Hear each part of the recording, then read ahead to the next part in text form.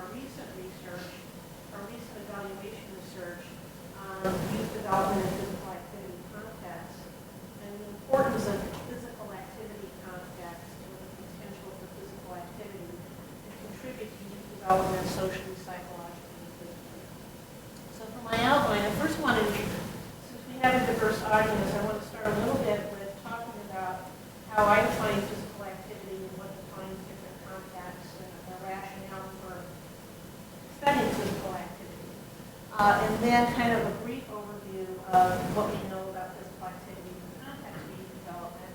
And then I want to get into the positive youth development approach, talk about what we know about from physical activity with PYD programs, and then go into more detail about 2, especially the first one, the first key project, was a 4-year longitudinal study using mixed methods to evaluate the effectiveness of this physical activity-based youth development program in promoting assets.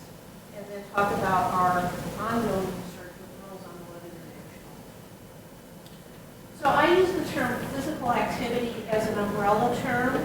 Physical activity can mean any context that focuses on moving.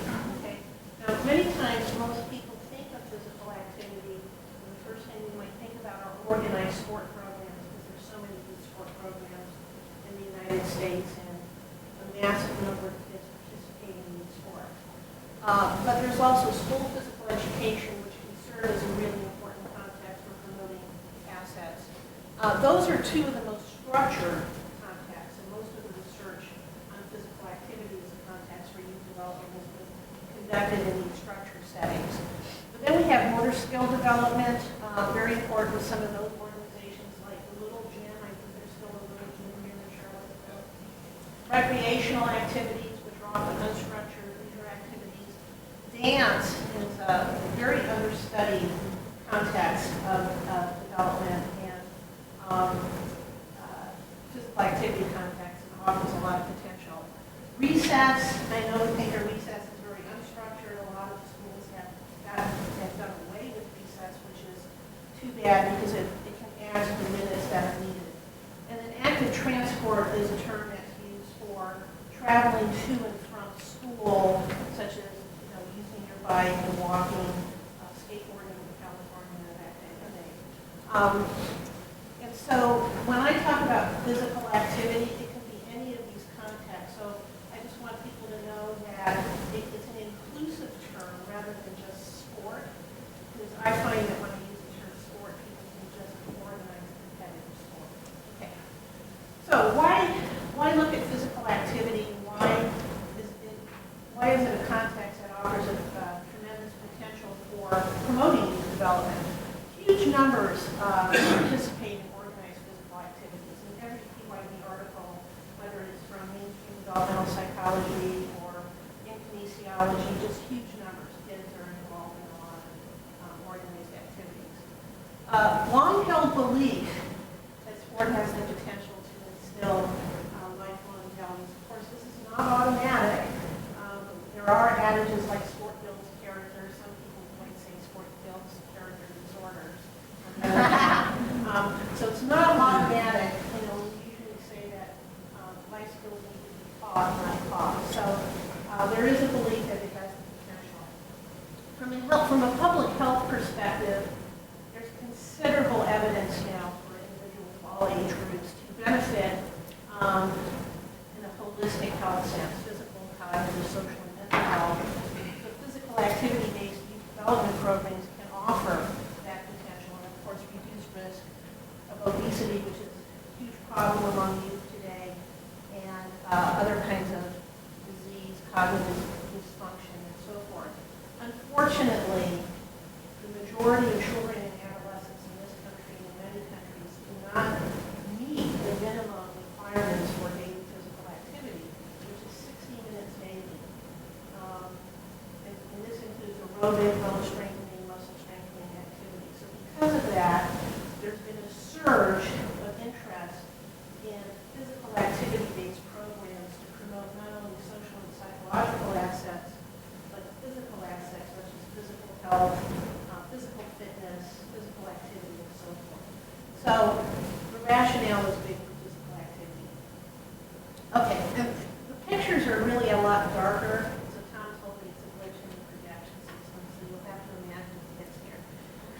Okay, so I just want to say that the research on physical activity as a context for youth development is mixed. I mean, there's evidence that when structured in ways to be positive and promote mastery and caring climates, that kids can learn physical, social, and psychological assets.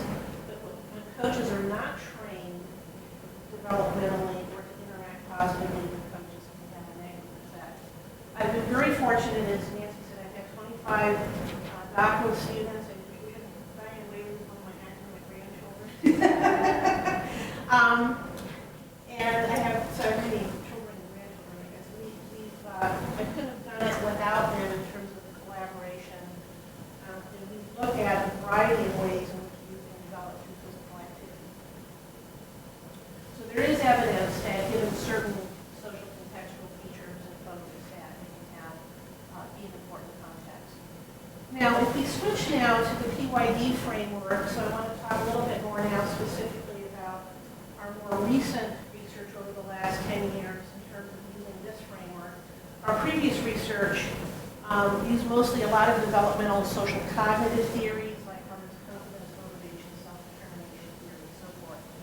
And so I don't need to tell this group about the PYD framework focusing on acquiring competencies to allow you to be effective in life domains, and some of the social contextual features that maximize the acquisition of competencies are opportunities for skill building within a safe and supportive climate under the supervision of caring and compassionate adults and mentors. So those are some of the things there. And then a signature of the PYD framework then is learning skills or assets within the program that are generalized or transferred to other life domains. So if we talk about physical activity-based youth development programs, are the skills, the internal assets learned within that program transferred to skills in school, at home, and in other kinds of domains. Now, Al Pettypaw and his group at Springfield College, following the flurry of research on PYD in the 90s and early 2000s, I think he was the first one to integrate PYD concepts and features with youth sport. And he's been very involved in working with youth development organizations that focus on sport and physical activity. And one of the things he kind of laid out based on the research and situated within the youth sport is that young people are most likely to acquire or to benefit from positive youth development in an intrinsically motivating and safe environment, which he calls context, surrounded by caring adult mentors and external assets and learning skills. I set this up because later, when I talk about the first key philosophical framework, he works with them and they embrace that philosophy and translate it into their intentional curriculum. Now, the last thing he says that's been ignored by many people doing physical activity-based research is he says that PYD is most likely to occur when young people benefit from the findings of evaluation and research, which is very different from the first three. But a lot of the research in physical activity-based positive youth development has not taken an evaluation and search perspective. So I feel that in the physical activity area, we're behind those of you doing work in other social settings. So I want to talk a little bit about that. So the physical activity PYD research to date has mostly been correlational, some qualitative, some short-term interventions. And this was on the heels of embracing the PYD framework as an appropriate way of looking at the potential for sport and physical activity to contribute to positive youth development. Now, there has been some evaluation research done, and in my review of it, the designs and methods have not allowed us to conclude that the program is the one attributable to positive findings. So when you have a pre-test, post-test design without a comparison group, you don't know whether developmental and other environmental factors contributed to that. Lack of follow-up assessments to see if any positive change was short-term or enduring. Processes have been a missing link, and then the signature about our internal assets learned within the physical activity program, transferred or generalized to school, home, and other domains. So that's all set up to lead me to our work over the past several years. My students and I attempted to fill that gap in terms of using a more rigorous design methods to evaluate the effectiveness of a physical activity-based development program in promoting positive youth development, first T. Now, coincidentally, so we were funded from 05 to 09 by Philip Morris Youth Smoking Prevention program, which is now Altria, right? Which now Youth-Nex, so kind of coincidental in terms of that. So the first T, how many people have heard of the first T? Okay, so you know that it's a program that uses golf as a vehicle for teaching life skills and core values. Claims to. It was developed in 1997. Golf in this country is very well funded, so I learned a lot about that. The CEO for the first T is a guy named Joe Louis Barrow. Very impressive man. Does anyone know who his father was? Joe Louis. Okay. The famous boxer. So that's kind of interesting. Who helped break the color barrier, Joe Louis was involved. So the purposes of our project was to evaluate the effectiveness, both in terms of what kids are learning in the golf context. Importantly, are they transferring those skills to other domains? And then also developmental outcomes, which you'll see in a moment, are called the 9 core values. And then can we identify processes that help explain change in the outcomes? Okay, so this is the framework that they use, and you can see it's a little pyramid. So golf is the foundation, so you can see the words now from Pettipaw et al. This is the context or the platform through which positive youth development is going to be imparted. So golf is merely the vehicle. The external assets, the first key coaches, their intentional coach training program. The coaches, actually they recruit coaches who are PGA or LPGA certified, so they have the golf knowledge, but they haven't, most have not worked with kids. So you would teach adults very differently than kids. And so they attend a 2-day training specifically on how to interact with and teach kids using youth-friendly kinds of concepts. The internal assets refers to their intentional curriculum that attempts to teach golf and life skills concurrently. So there's a golf lesson, but the focus of that lesson, which might be goal setting, is integrated with the lesson, and then bridging to other domains is done at the end of the lesson. Positive youth development, they call it the first 9 core values, 9. I had to learn a lot about golf. So people would often ask me, how do you get interested in golf? I don't even golf, I'm interested in youth development. So this is the framework that they use, and you can see that it does follow the concepts from positive youth development and Pettipaw's ideas here. So the first 9 core values, so the people at that organization, people in the golf world, identified these as the developmental outcomes, confidence, respect, etc.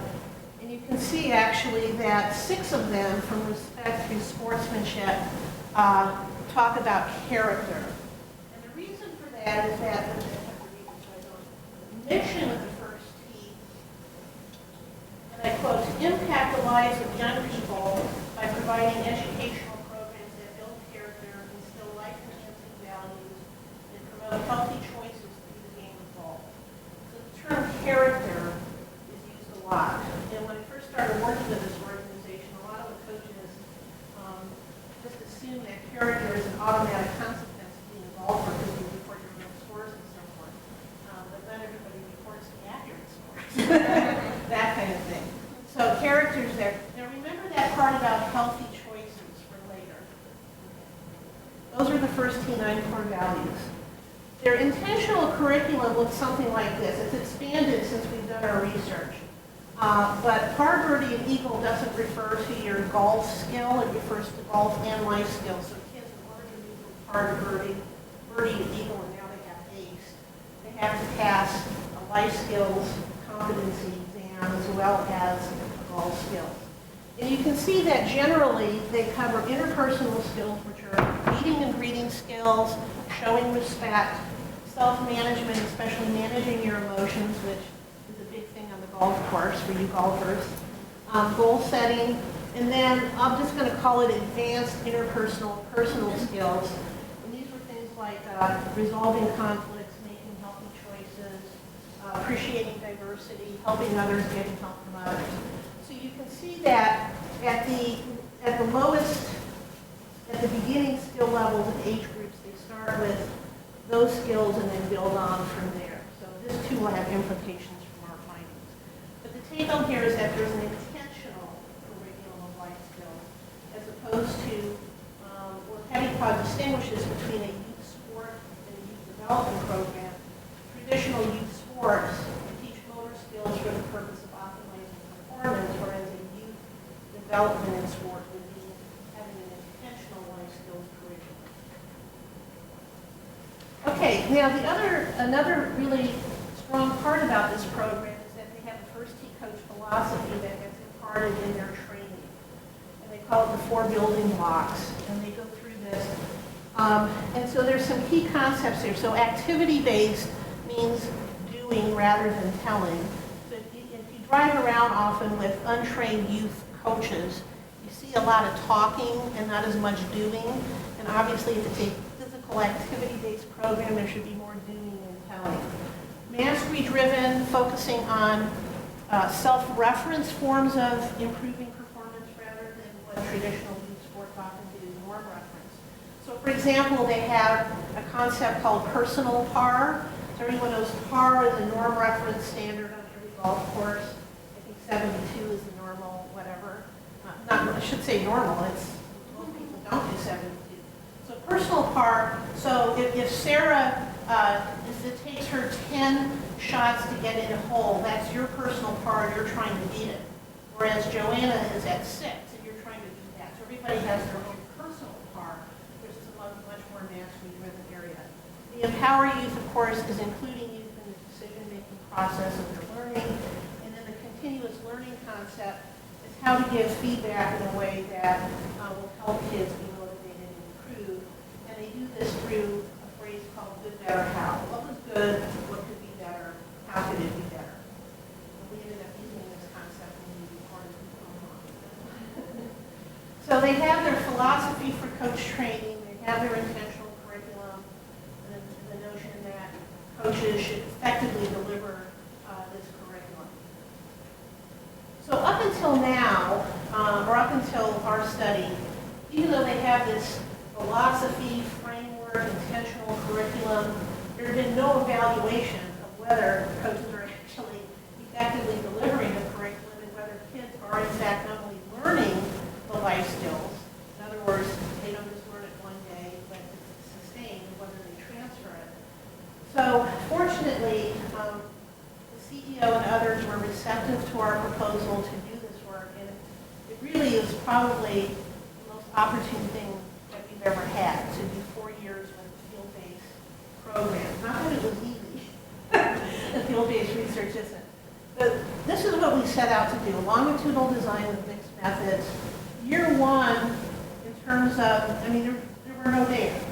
So we needed to do focus groups and interviews to find out what kids remembered or recalled from the curriculum, what the coaches said their teaching methods were, whether parents corroborated kids transferring life skills.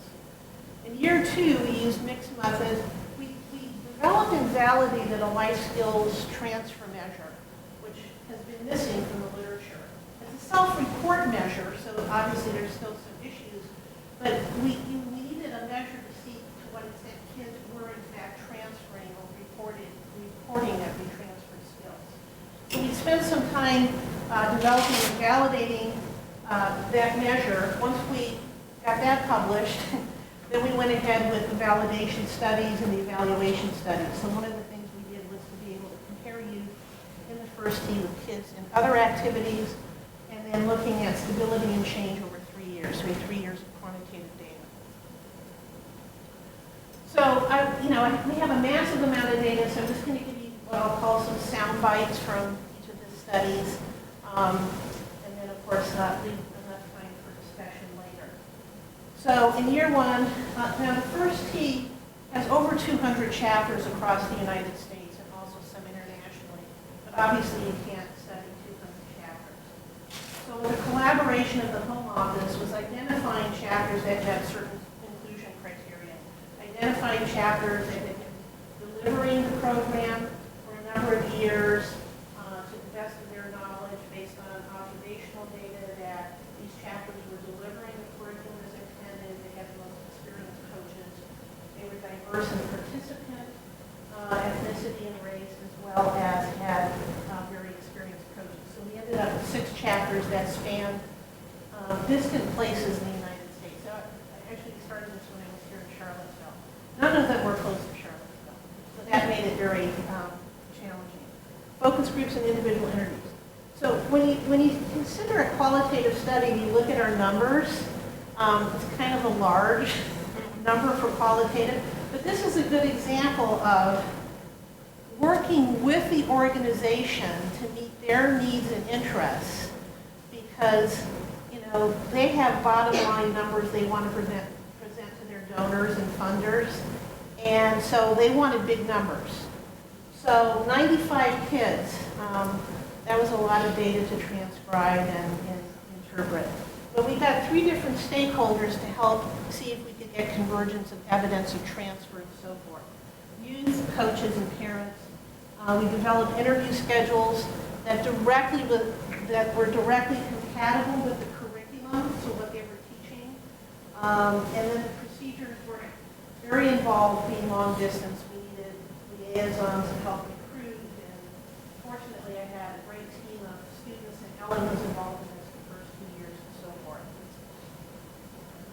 So this is just one example. So with the self-management skills for the kids, we might say, what have you learned in the first tee about managing your emotions on the golf course? So we were interested in seeing whether they recalled the various strategies that the coaches used to help teach them the skill. And then after determining whether they thought they used these skills in other situations, we asked them this next question. We really sort of drilled them in a way, I mean not in a negative way, but we wanted convincing evidence that they could articulate they were using these skills. So in terms of the higher, so we used inductive content analysis.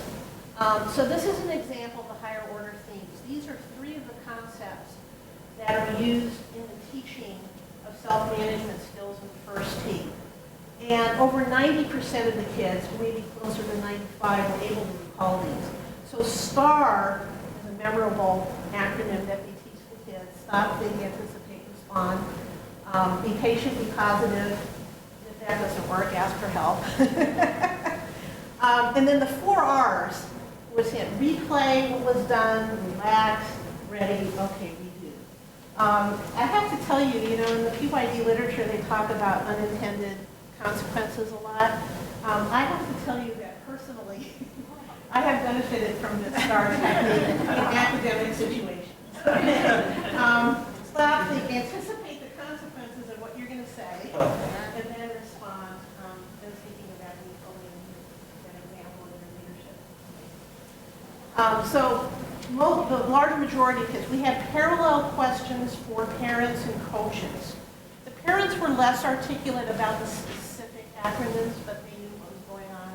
And the coaches told us how they were teaching these methods. Of course, the next one was, in terms of asking them, do you use any of these methods in other areas of your life? And if they go yes, we would probe them and ask for very specific examples. And these were the different domains in which they indicated using those self-management skills. At school, with teachers and classmates responding to bad course grades or exam grades. At home, especially the siblings one was a big one. So dealing with my little sister or brother, not like hitting them or something, but thinking the consequences. Others my age, so we had kids that were also in band or other public places like in restaurants. One kid had a very long example of having this order wrong in a restaurant. Now he didn't get mad. So I'm going to just read you one quote from a 15-year-old about how he applied the 4 R's with his schoolwork that I think we can relate to. He says, computer science, that's a difficult class and you get so frustrated because there's one little problem. You just have to take a step back, take a deep breath, look over the code and find the error messages. The whole being calm thing really helped me with that. I failed a test. I was so mad. The first tee has taught me about how you shouldn't throw things away just because you messed up. You can take a step back and you can recover nice quotes to back up just the percentage data and so forth. Okay, so in year one then, so that's just a soundbite. We had meeting and greeting skills, showing respect, self-management, and all the other skills.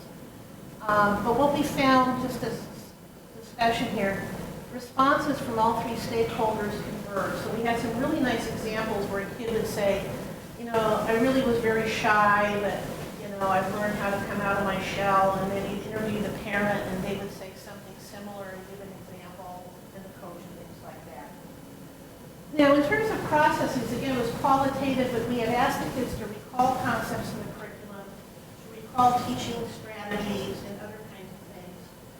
And in terms of pulling that all together, most of the findings were quite positive. There were still, you know, that kids recalled and transferred interpersonal and self-management skills. And we attributed the positive findings to these processes: the synergy among the context, goals, the quality of program delivery, and the fact that there was an intentional curriculum of goals and life skills.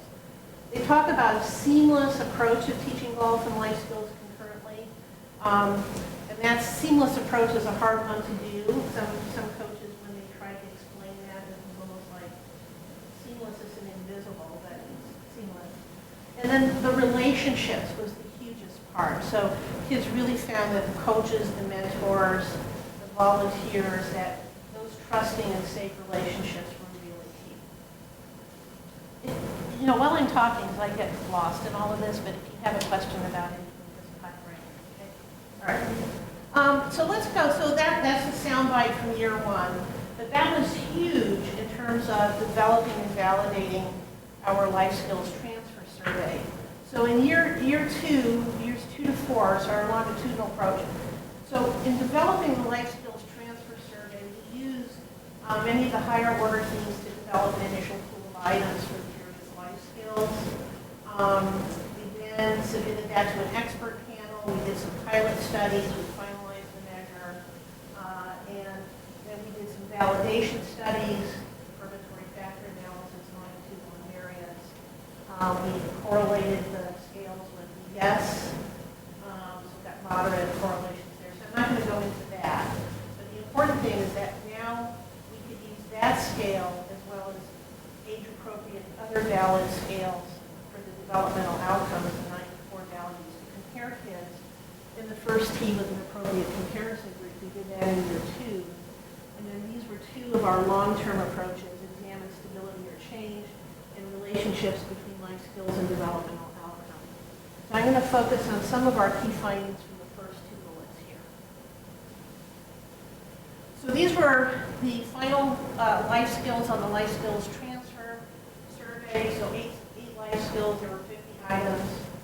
And the STEM for this, and there were instructions, the STEM for this is something like, because of participating in the first T, ... So we spent some time before the kids completed the survey to indicate we know that kids learn skills in a variety of settings: home, parents, school, other places. We want to know how true these behavioral statements are because of your participation in the first T and not because of other contexts. And kids were 10 to 17 years old, I'll show it in a moment. And at age 10, they can distinguish learning from different contexts. So we really emphasized, so we said, you know, if you show high respect to others, but it's not because of your participation in the first T, you would rate it lower. But if you manage your emotions at a high level, so we went into a lot of made sure that they understood because of that kind of thing. So we needed the help of the first T chapters to help recruit kids in the comparison group in their city. So we tried to have kids in the same city. This was very difficult. You can see sample size is comparatively lower. But the mean age was about the same, the age range. Primarily male. In fact, the first T is still more overrepresented by males than females. It could be the golf thing. And that's why also I found great satisfaction working with girls on the run, all girls. You can see that it was a fairly diverse group. Now, interestingly, and this was, of course, after the fact, we found that the average number of years that our first T sample was 2.3 and the comparison group was 3.4. We're a little worried about that, but it ended up actually strengthening some of our findings. So I'm just going to show you a series of bar graphs. In terms of the 8 life skill transfer scales, oh yeah, sorry. I'm not understanding what your comparison group is. Oh, I'm sorry, okay.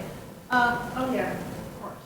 Okay, the comparison group were kids that were in other activities, other organized activities than the first T.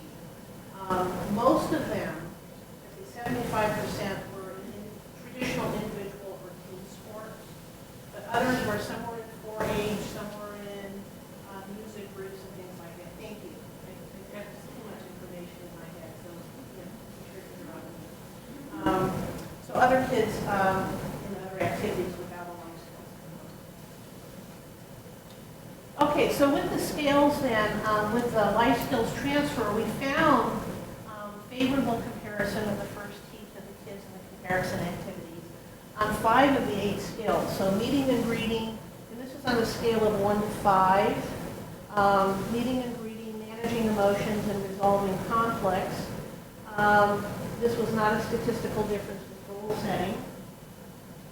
Appreciating diversity, getting help from others were also favorable for the first T. The healthy choices, this is going to be a consistent factor, so no differences here. Helping others, you can see first T was higher, but that wasn't significant. The statistical significant ones were also accompanied with strong effect sizes, so that was important. Then we also assessed these developmental outcomes that align with the 9 core values. So for confidence, we used Carter's self-perception scale for our children. Perceived academic competence, we perceived social acceptance. Got significance with academic competence. For character, we had these 4 here. The integrity, we used the perceived behavioral conduct scale from Carter, which is on a scale of 1 to 4. The other 3, we used a scale that actually I helped the YMCA's develop a character development scale years ago, and that was what we used for those. You can see the significant differences, and the respect wasn't different. For judgment, we used Bandura's multidimensional scales of perceived self-efficacy to look at judgment.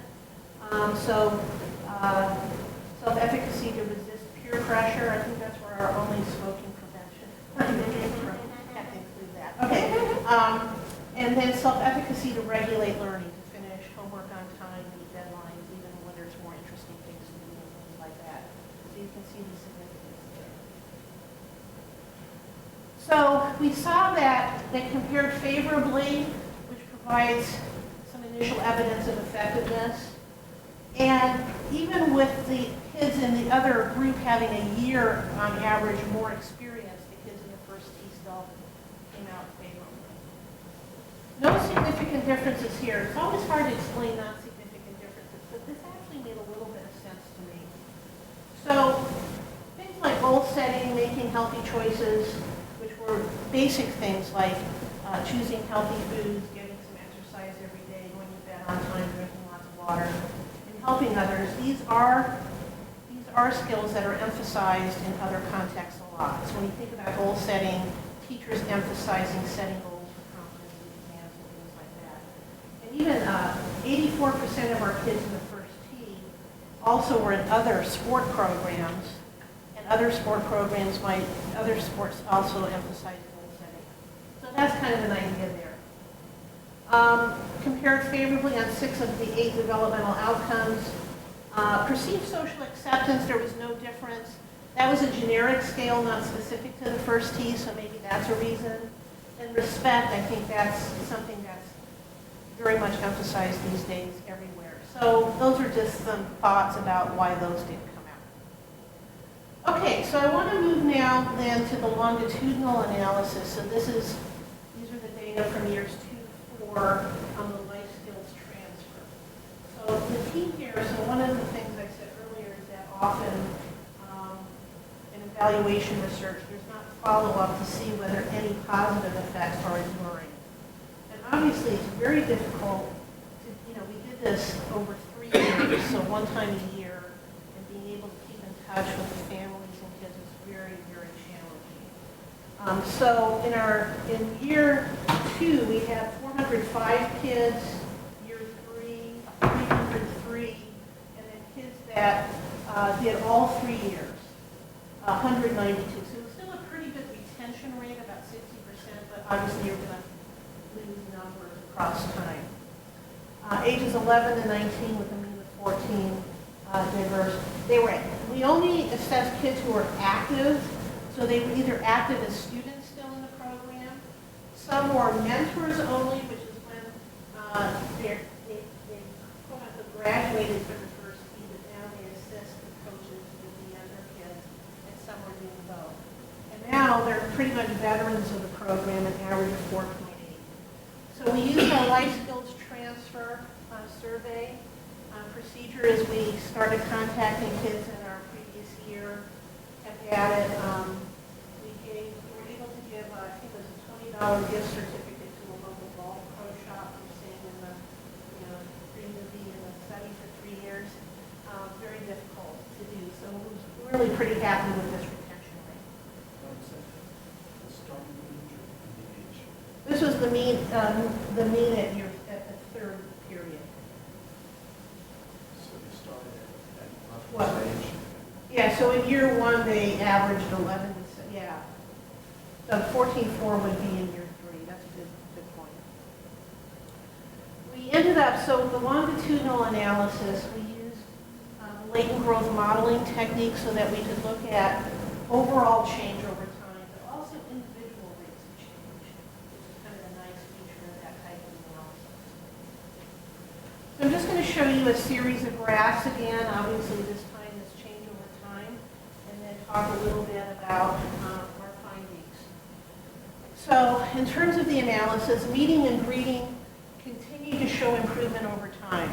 So meeting and greeting is meeting and getting to know someone new, being able to start a conversation, those kinds of things. So we saw an increase over time in this skill. Managing emotions remained stable. So it didn't go up, but it also didn't dissipate. Goal setting, that too was stable across time, resolving conflicts. In other words, there was a maintenance of the reported life skills transfer over time. Okay, so here's a couple interesting ones. So appreciating diversity, that showed an increase over time. Healthy choices, actually in the latent, I know this is fun, making healthy choices, and again, these items came directly from the curriculum. Drinking water, getting exercise, getting enough sleep, balanced diet, those kinds of things. So this went, not only did it go down over time, but you can see that the mean at time 1 even started at the lowest level. Now interesting, the latent growth modeling showed quote-unquote stability, probably because of variability, but this combined with the non-significant group differences and the mission statement emphasizing healthy choices will lead me to talk about the recommendations.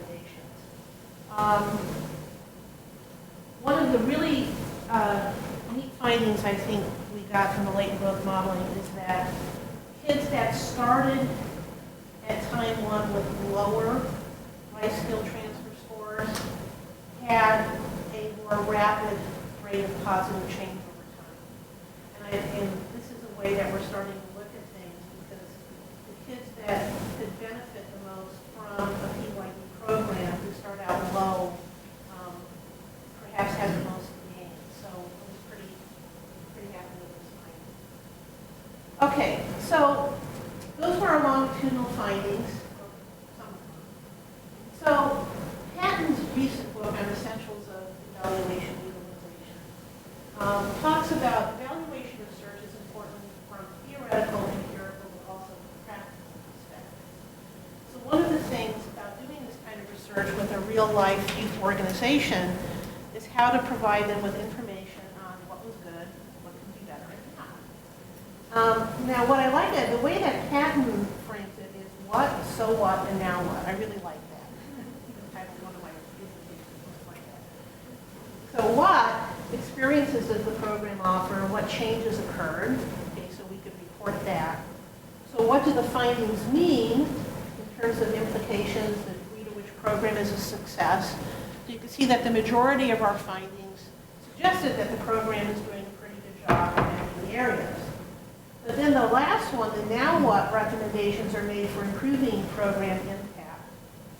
So what we did is when we presented to the home office, which is in St. Augustine, Florida, we did this, good, better, how. So what was good, and there were a lot of things there, but the thing that we decided to focus on were the findings for making healthy choices. So the first is a physical activity-based youth development program. We should be seeing a decline in healthy choices and no differences with just traditional youth sport programs. It's supposed to be PYD. So no significant differences. The scale mean was lowest of all the life skills transferred time one and declining speed. So as I mentioned, why are these findings occurring when it's physical activity based and the items came right from their curriculum? We didn't make them on there. So here's a couple thoughts.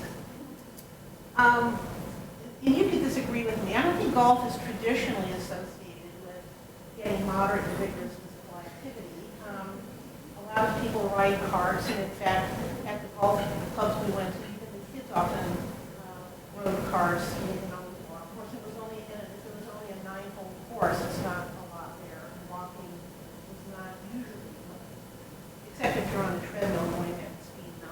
It's not really moderate physical activity. And I don't think golf is typically associated with healthy nutritional habits when Marty goes and has a beer and burger after the golf game. That kind of thing. You can disagree with me, but Nicole Bolter, who was one of my students on this, who was also a student here, and she was a golfer at Berkeley, agreed with it. So that was pretty good. So what we presented this, and we made our recommendations, so what could be better and how.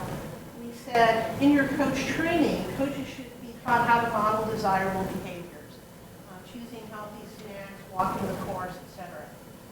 You notice that the making healthy choices was started at the Eagle level, which is kind of the older kids. Why would that be at an older level? That should be at all age levels, right, parents? Importance with all age levels. Walk the course and eliminate soda options, like the vending machines. And then increase bridging examples. At the end of each lesson, they would bridge the concept of the day with how can you apply this to other everyday kinds of things. So if your peers are offering you a Twinkie, now I'm showing my age, offering you Twinkies as opposed to fruit or whatever, how do you deal with that? So this is very exciting to me. So as a result, I was a little nervous about, okay, this is what you need to do. But as a result of our recommendations, and right away, they invested resources in focusing more of their curriculum and coach training on wellness and physical activity. Because they also realized, okay, there's probably a couple, in addition to wanting to make an impact on healthy choices, in their mission, making healthy choices, it also obviously is going to make a difference from a practical standpoint on getting donations and funding. So one of the things they did is, along with the first T9 core values, they now have the first T9 healthy habits. So you go to their website, and they divided it up into physical, emotional, and social health. And they now emphasize that in their curriculum. They revise the curriculum and in their coach training. Some of the coaches themselves weren't exactly the most healthiest looking people either. So the figure modeling effect is pretty strong. Now the other smart thing they did was they partnered with Annika Sorenstam, who's the greatest female golfer ever, and people in the golf world know her. And she's a very positive model. She's a parent. She's a good person. She does show high levels of character, whatever. And so she's their spokesperson for the 9 healthy habits and so forth. So one of the exciting positives and some areas in which they can improve. And I have to admit, I would love to now evaluate whether these 9 healthy habits have made a difference in healthy habits. So that's what's happening here. So one of the things we did, we actually had a subset of kids over all 4 years, 20 kids over 4 years that we continued to interview. And I'm going to kind of conclude our first team research here with just a quote from this 18-year-old, because I think it has a nice longitudinal range. So he says, the first teams taught me how to present myself as a well-established person, being able to work together with people. In a situation like a job interview, where you go in there, want to give off the best impression you can, look the person in the eye, shake their hand, those are part of the meeting greeting. What you learn when you're 8 will carry until you're 20 looking for that job. It's stuff you'll remember for your lifetime and your good skills to have. I thought, oh, this has a nice longitudinal range from a qualitative perspective. So I'm going to kind of end our, that was like a whirlwind through our 4 years. And what I'd like to do now is just briefly share with you our ongoing evaluation research with Girls on the Run International. How many people are familiar with this organization? Oh, good, many of you. So there's one at Girls on the Run, Central Virginia. So whereas the first team has a wide age range in boys and girls, this program uses running and other physical activities as a vehicle for promoting positive youth development. 92% of their program focuses on grade 3 to 5 girls, so ages 8 to 11. There's a middle school program that is now has been extensively revised to appeal better to middle school girls. Middle school girls did not really take to running or other track, so even the program was called Girls on Track as opposed to Girls on the Run. Not good. So they just changed it to Heart and Soul. And they include other physical activities besides that. So the organization is focusing on trying to empower, I know this little dart, empower girls to learn the kinds of skills early on that will benefit them to be effective as adolescents and adults. And I became very attracted to this in meeting with the president, and I'm bound and determined to get them someday to develop a Girls on the Run middle age. We can all keep learning and so forth. So I worked with them over the last 4 years. I've been on their board of directors. I just stepped down so I could be involved in the research, obviously, with any conflict, and advising them on curriculum development, coach training, and evaluation. And I think what I'm really excited about is I convinced the president to put more of a focus. They had been growing the program for many years. I said, okay, you're growing really fast. You have 225 chapters. You need to evaluate whether you're having an effect.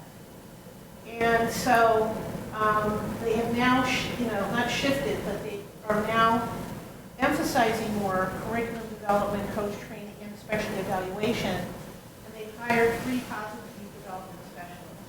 One being former UVA grad, Allie Riley. Do you remember her? Alice Riley? And she was here for your conference, yeah. So she graduated from here in psychology and worked with one of my former students at the master's level and got her Ph.D. in social work. So she has hit the ground running, and they've hired 2 other people since then.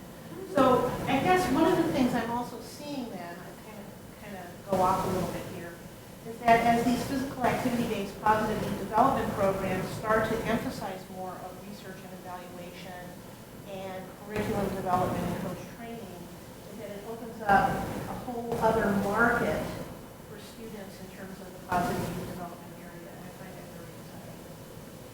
Okay, so here's kind of what it looks like. You can see very dense in the eastern portion of the United States.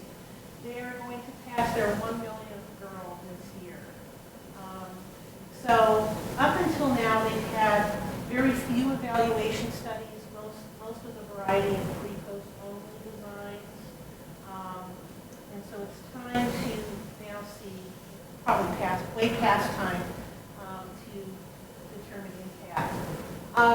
In terms of the PYD framework, they're really attracted to richer learners 1. And so this is the schematic that is shown and shared at coach training. Trained coaches deliver the curriculum as intended, so they have also an intentional curriculum of physical activity and life skills. And then you see the confidence, caring, confidence, connection, character. They have a huge community impact project that they do that focuses on the contribution portion. And then learning these life skills for internal assets should lead to the promotion of positive health outcomes in the reduction or prevention of risky behaviors. Here are some of the content in their curriculum, and they're specifically very relevant for young girls. Not only respecting others, but respecting yourself, feeling free to express emotions, resisting peer pressure. Notice the explicit physical activity goal. It is a physical activity-based youth development program. So the culmination of the program is running a 5K, which is quite a celebration. On the bids, every girl wears number 1. I love that. And they don't have to run the whole time, they can walk, but parents, volunteers, teachers all join in on it. And so throughout the 12-week program, they learn how to pace themselves and increase their endurance and things like that. So one of the things I've been working with them, there's sort of 2 prongs here. They want to get their each of their councils, so it's a nonprofit program, 501c3, but every council, not just the national organization, is their own 501c3. So they need to raise the money and the capacity to run it.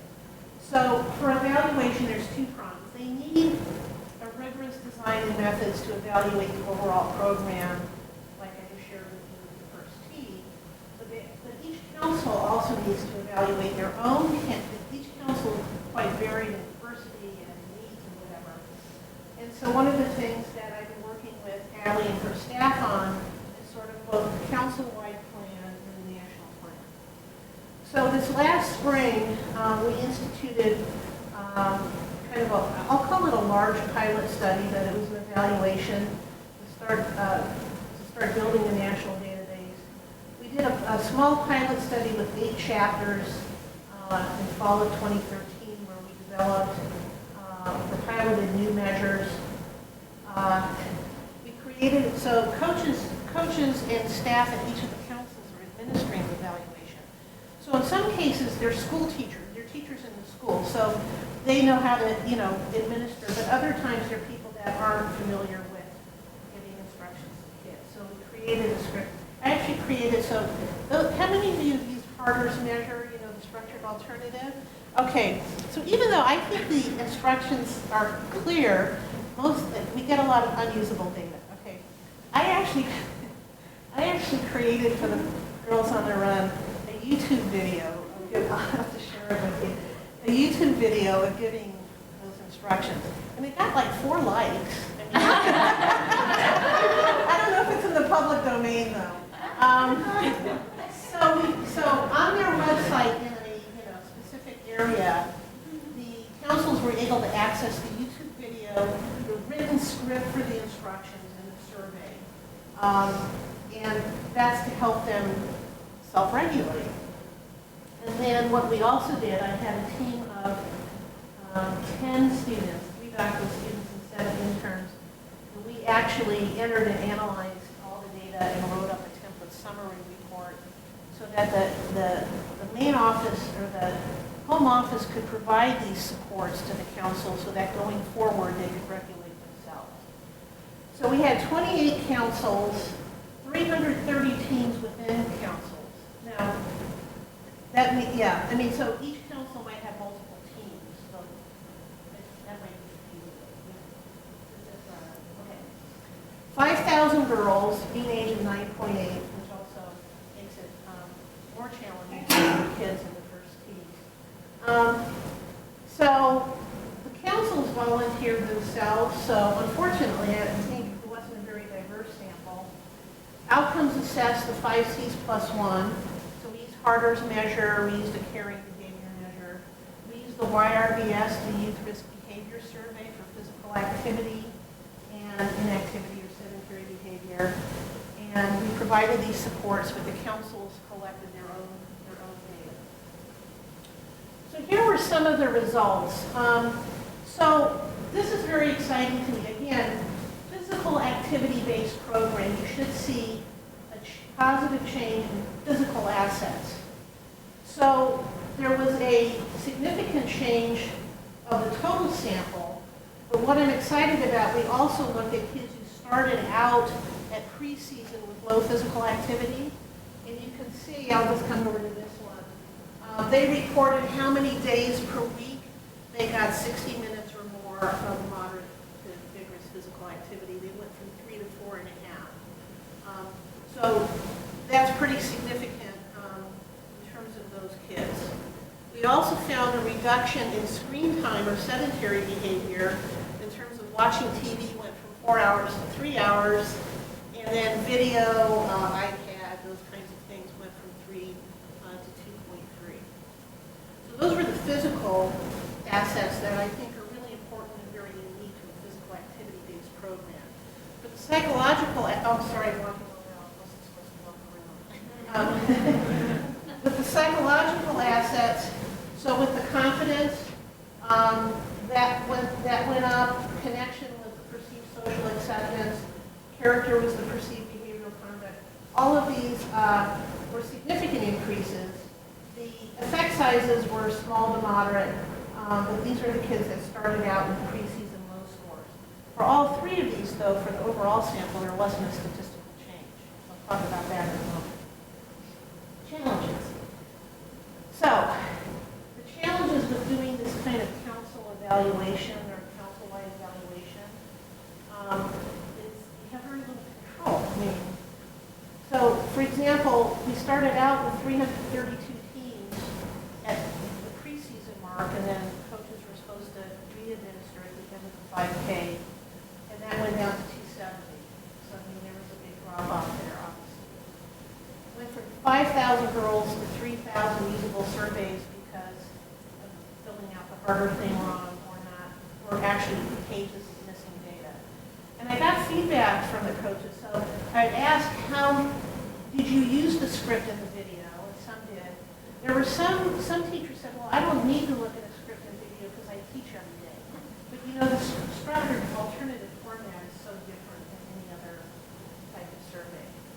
The other thing we realized is that, well, not realized, but we know that coaches administering the survey is not a real good, and it's not a research way of doing things because you have 8 to 11-year-old girls, there's going to be a response bias, possibly, and that's why I would explain no significant increase in the overall sample.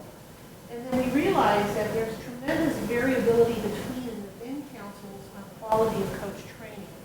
So some councils, and now Allie's collecting all this data and instituting some new coach training, is that some councils do a lot of coach training and others do less, okay? Some require all their coaches to do coach training every year, some only require the new coaches. And even within a council, if you have like 30, so if you're Chicago and you have 78 sites, you're going to get that variability. So we started to say, you know, maybe we were doing this to even sort of lead up to a longitudinal evaluation. We may need to step back and focus on coach training. So this is what they're doing now, is to try to focus on standardizing the quality of coach training before launching into more evaluation.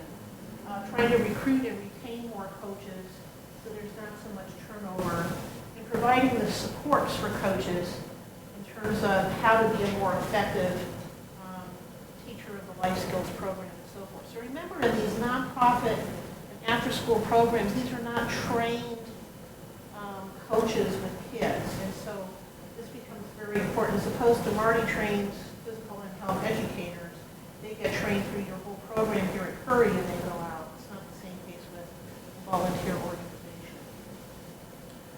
So this is all leading up to our impending longitudinal study that I hope to do with my students in the next couple of years. Each Girls on the Run goes spring and fall, so we can do spring, fall, spring again.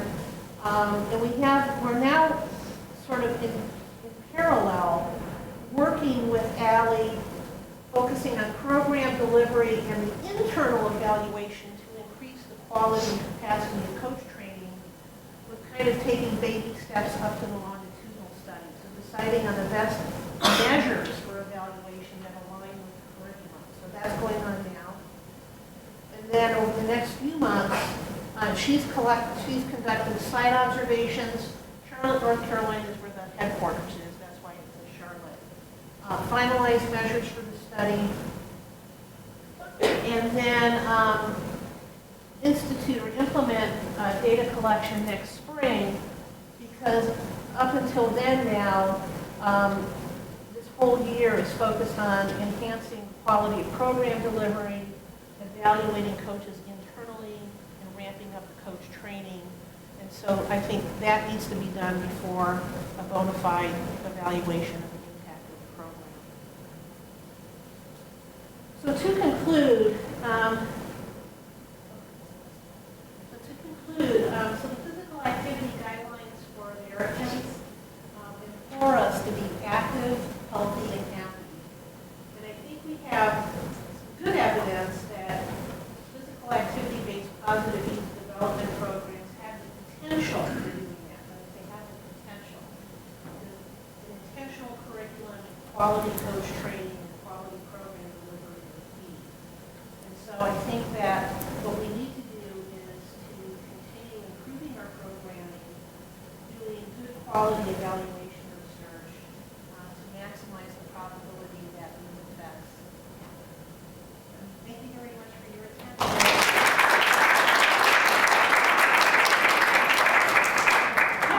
Yeah, we have a 20-minute question. I know that was a whirlwind, but, you know.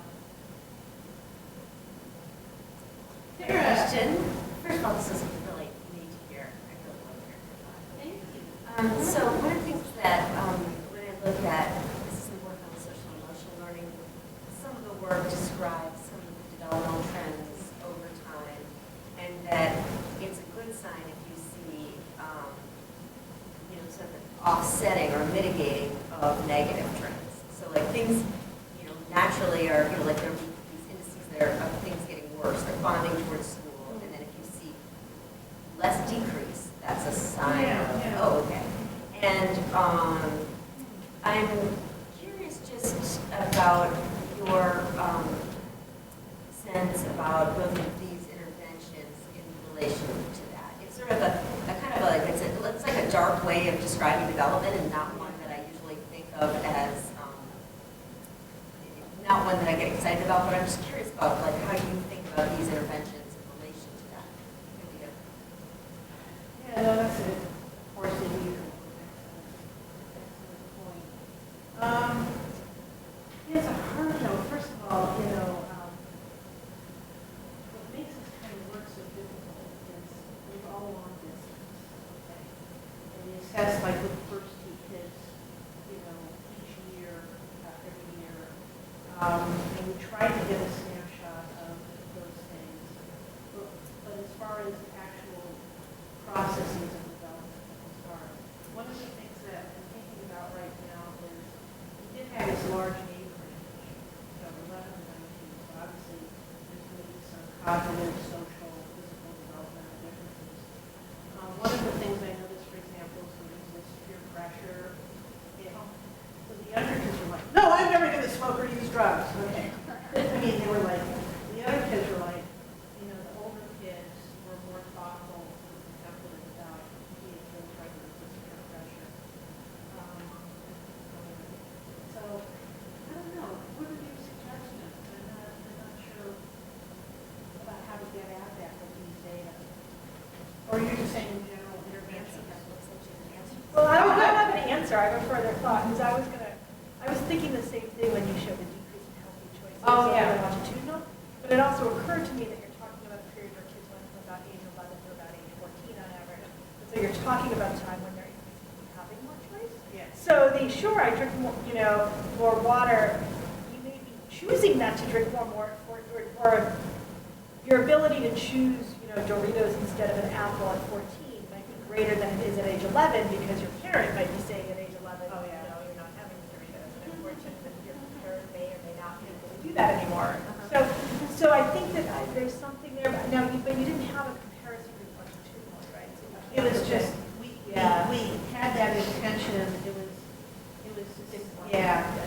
So, and it's, it's interesting because it's like the home office, years 2 to 4, we actually had more chapters, but they were still long distance, and they were chosen based on those inclusion criteria. So it would have been a lot easier if we had some local. I wonder if you could even just split the sample by age, and Yeah. so basically do a longitudinal Yeah. for kids who went from middle to late, and a longitudinal for kids who went to early, or 14, 15, 18. yeah, start with the youngest group for the That's middle a great grade, idea. and just see if those, do the trends Yeah. look the same, or do they, I don't know. Well, the other thing that's interesting, again, going back to the notion of physical activity based, is that physical activity precipitously declines over that age range. Yeah. Because, from elementary to middle, or middle to high school, even high school to college, and college is related to having that choice, even though all media says, the act is healthy and happy. No, it's an excellent point. I don't have a good answer for that, but I like this idea. Split and look at trends over time by those, because that resist peer pressure was one that stood out to us, just in general. Thank you. Other questions? I think consistent with actually what this discussion is about. I mean, when we looked at I took that as actually fairly good news because when we looked at, locally, both Boys and Girls Club, Parks and Recreation, any time that we've looked at physical activity, girls have come out 0 on MBPA. Absolute 0, not low, 0, and and that's at a Parks and Rec program. That's supposed to be intentional. They're sitting Well, around there's breaking people, each other's heads. everyone claims to be PYD these days. My students have started to say are PYD. Real. Yes. Yeah. Like, Wow. Because it continues this sort of long. except for Ellen's That's not my program. program. That's not my program. No, it's an art PYD. No, I'm saying Arthur, yeah. Yeah. But I mean, that's why I said early on, unfortunately, there's sort of a lot of people just believe that automatically that sport will lead to these positive things. And as we well know, it leads to a lot of negative. I can pull out a chapter with Ron on this in psychology. That kind of gives me another thought that you could also look at differences by, which would be some combination, I'm not sure quite how to do this, but something thinking about, so I'm thinking about environmental context, right? So we know that youth choices about physical activity and about food are constrained in part by environment. And so, families where I worked in where it was, you didn't do physical activity outside because it wasn't safe. When you were doing your. Yeah, and so, I'm wondering if there are also differences as kids get older. And so they're having to work on maybe where they're going, but there's also maybe environmental constraints because maybe they're no longer going to, they went to as a kid, or they don't have recess anymore. So I don't know, I wonder if there's something you could look at that looks at When I was doing our bills, yeah. They They can't go back, so You can't the go back girls to on that, the, yeah. no, but with the girls on the run. Yeah. Like, like, it's funny, because like, when we were first launching this years ago, I met with Denise and Nancy about this, and it was a good idea, so I'm gonna keep using it. No, but it is interesting, it's like, as everyone knows, there's a great push now with, greater physical activity to prevent the obesity epidemic and other stuff, there's a lot of initiatives going on. But a lot of times,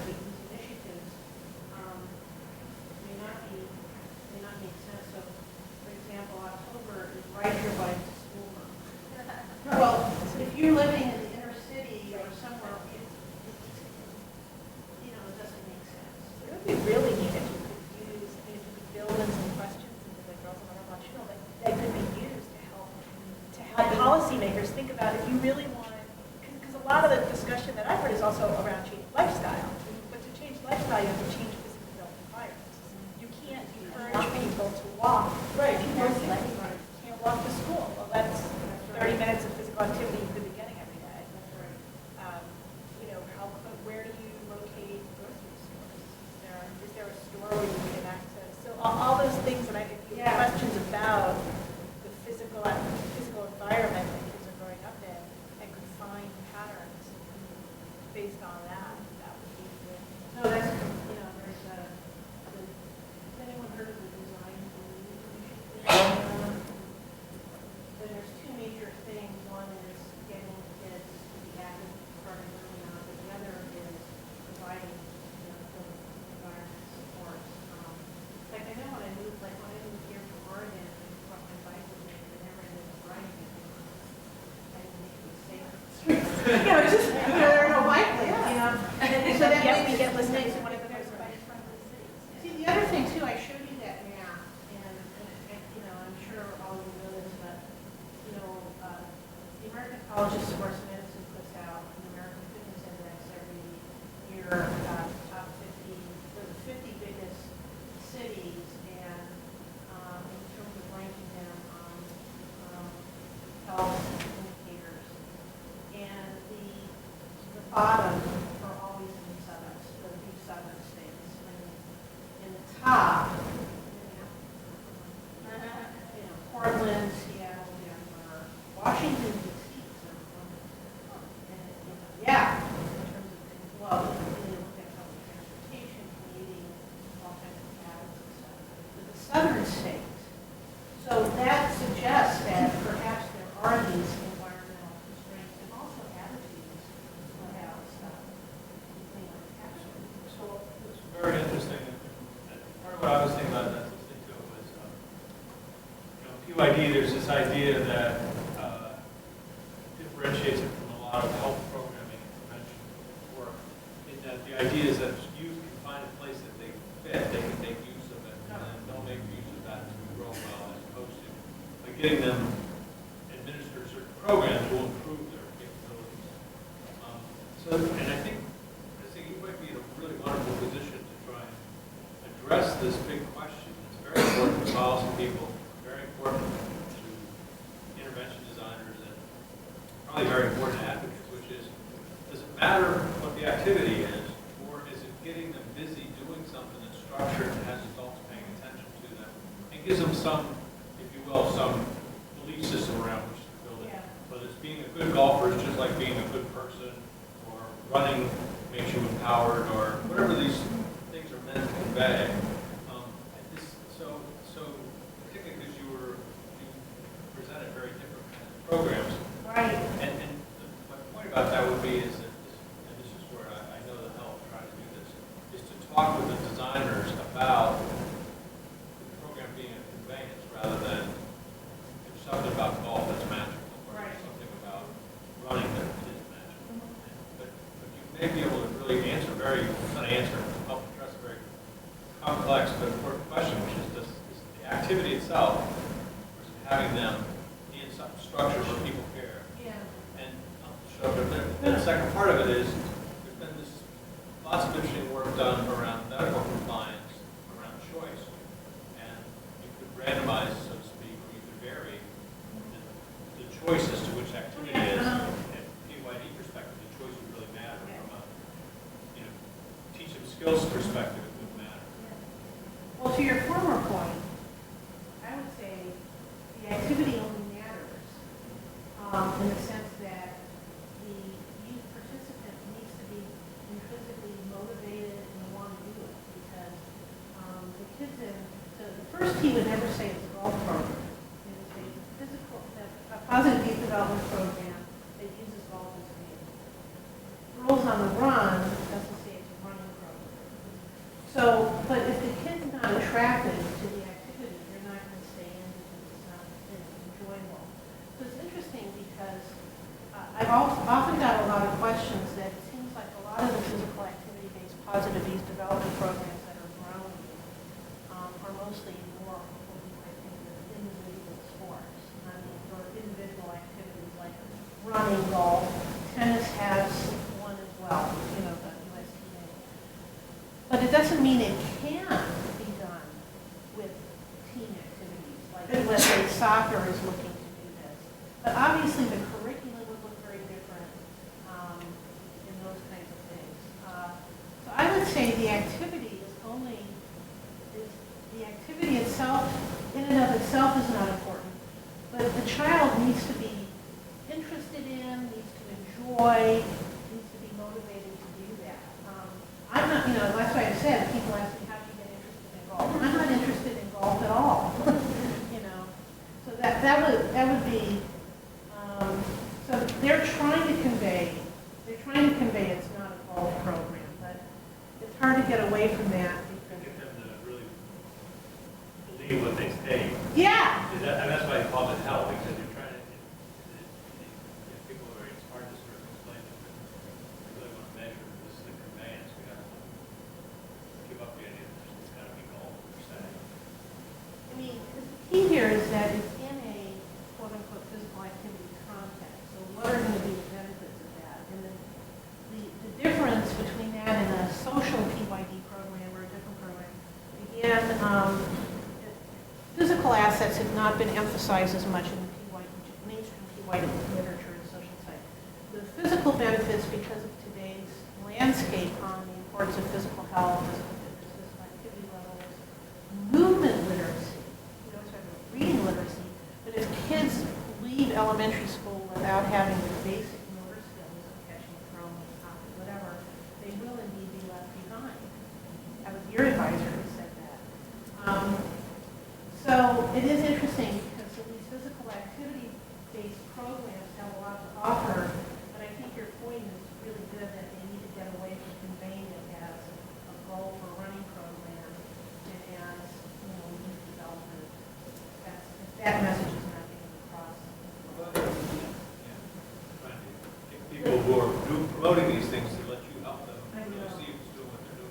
See, one of the things is, I don't know if you've all seen this, but the first tee still, they do post our research findings on our website, so I'm pleased with that. But what's the name of the golf event in Augusta again? The Masters? I don't know. Has anyone seen the commercials? Or I mean, the first tee has a bunch of commercials on television that revolve around that event, but they're all testimonials. The first tee has taught my kid to do this, but it still focuses. Have you seen these? They're still focused on golf as opposed to this is a unique program that focuses on teaching life skills. Well, good story always beats good data. What's that? Good story always beats good data. Well, yeah, and then they have a thing that says these are not actors. But is their goal there, who's their target audience? Is it for volunteers? Is it for adults to work with? I think it's for parents. I think the target audience for those commercials are parents. Okay, so Sign their kids up for golf. Sign your kids up. They've also, the first tee has now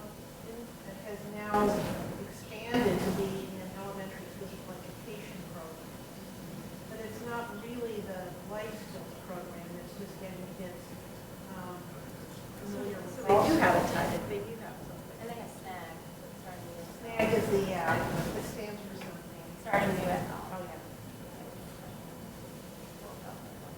These are good, I hope you're taking notes. I got it. I got it as So well. do you have time for another line of discussion? I can sort of- So while we're officially out. Oh, okay. Maybe afterwards, or? Yeah, we'll do that. It's just a small thing that I wanted to see. Jordan, go ahead, and then people who are Well, so the peer resistance, peer influence resistance. So we have two lines of research that are pretty well established. One is that peer influence is a neurological, biological level of importance in adolescents. They don't have elsewhere. And the second is that generally in most programs, peer resistance skills don't change, and if they change, they don't relate to changes in behavior. So one idea might be that we're wrong about that idea. Adolescents are weak and unable to respond to peer influence, and mostly what adolescents want to do is get other adolescents to do bad things. Maybe, this again, maybe go back beyond the evaluation, talk to people about training people to be peer leaders, peer influencers, or peer engagers, peer supporters. So I'm wondering if we might start to see some of the effects we're hoping to see rather than trying. Because if you're not going to be influenced by your peers, you got to somehow not be connected to them. That's not a real powerful action. And also, I process. think, Joelle talks about the idea that actually being influenced by your peers in some way, it demonstrates positive social. I mean, that there's part of being influenced by other people is not a It's not a bad bad thing, right? That's part of being socialized as a human. It's what do you think, but it's that balance between how do you. And when you've got a team kind of thing like, Esprit de Corps, and we're all girls on the run, that's where I think you could potentially say that's our acting. And you might get better outcome on your measures. Yeah, I think that's, well,